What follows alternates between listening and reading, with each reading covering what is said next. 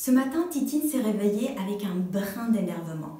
Elle se sent un peu agacée parce qu'elle n'a pas bien dormi. Et ça fait plusieurs nuits d'ailleurs qu'elle ne dort pas très bien. Donc elle sent que l'agacement, vous savez, cette fatigue qui se cumule de pas très bien dormir ou pas dormir bien du tout pendant plusieurs nuits, qui se cumule là et qui fait une espèce de sensation désagréable à l'intérieur. Et franchement, puisque c'est le week-end, Titine aurait adoré juste se recoucher, mettre ses draps par-dessus et laisser passer la journée comme ça, lézarder. Mais Titine ne s'autorise pas ça. Elle se dit non, non, quand même, il faut aller faire les courses, il faut s'occuper de la maison, etc. Donc elle se fait violence et elle se lève en bonne mère qu'elle est, n'est-ce pas, bonne épouse. Et du coup, avec ce fond d'agitation intérieure, elle commence à s'occuper et puis elle sent que par exemple, elle passe l'aspirateur et elle le fait avec frénésie, avec un petit peu de fureur, vous voyez là, comme si l'énergie là qu'elle a d'agacement, elle essayait de sortir, elle n'était pas entendue. Et là, soudain, elle entend Wouah! Et en fait, c'est sa fille qui est en train de hurler sur son frère parce qu'elle ne lui passe pas la manette pour jouer aux jeux vidéo. Maman, c'est mon tour! Et mon frère, il ne veut pas me laisser faire!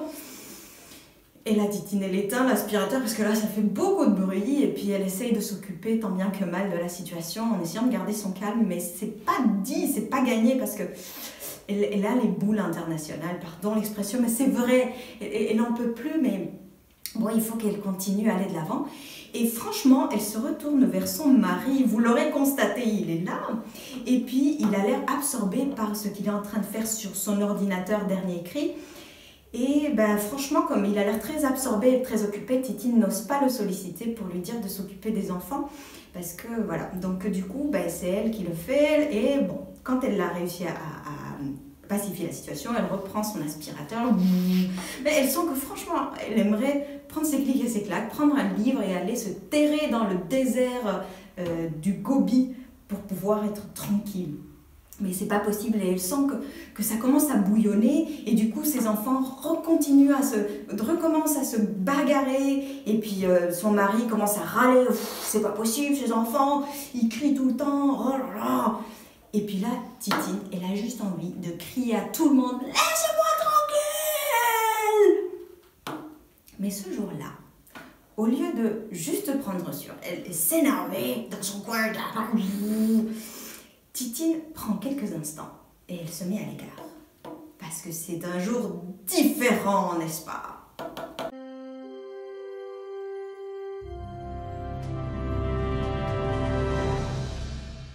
Elle se pose quelques instants, là, et elle respire. Elle continue à respirer et elle se rend compte qu'il y a une espèce d'énorme frustration, une énorme colère à l'intérieur. Tout simplement parce qu'elle n'a pas écouté son besoin d'être au repos, d'être sereine et tranquille. Et là, soudain, lui vient un souvenir lumineux. Elle se rappelle à quel moment de son cycle menstruel elle se trouve. Elle se rend compte qu'elle est sur le point d'avoir ses lunes, ou ses coquelicots, ou ses règles. Et que cette période-là est particulièrement sensible pour elle. Et que c'est le moment du mois où elle a vraiment besoin de prendre soin d'elle, de se cocooner, de se cocoonifier. Et là, elle est en train de faire tout le contraire parce qu'elle se dit que c'est son obligation, qu'il faut qu'elle aille de l'avant, etc. Et là, juste elle réalise que si elle continue à sortir, aller au front, vraiment c'est aller au front, là, retourner dans cet espace, ben, que c'est juste que ça ne va pas le faire. Et alors, ce qu'elle décide de faire, pour une fois, c'est qu'elle décide d'aller voir son mari. Chérie, écoute, je suis dans une période sensible de mon mois, là, je vais bientôt avoir mes lunes, et j'aurai besoin de calme et d'espace. Et donc, je fais appel à toi. Oui, regarde-moi. Oh, je te regarde.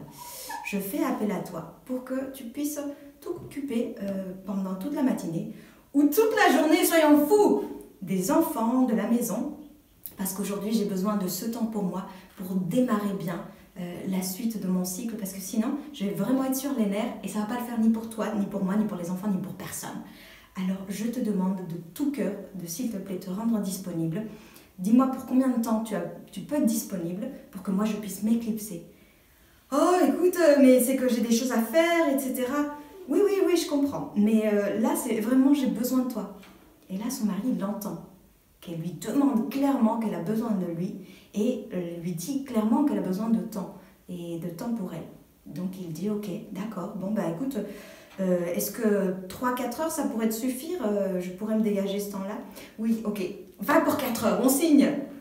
Et là, Titine est toute contente. Ah ouais, choubidou bidou.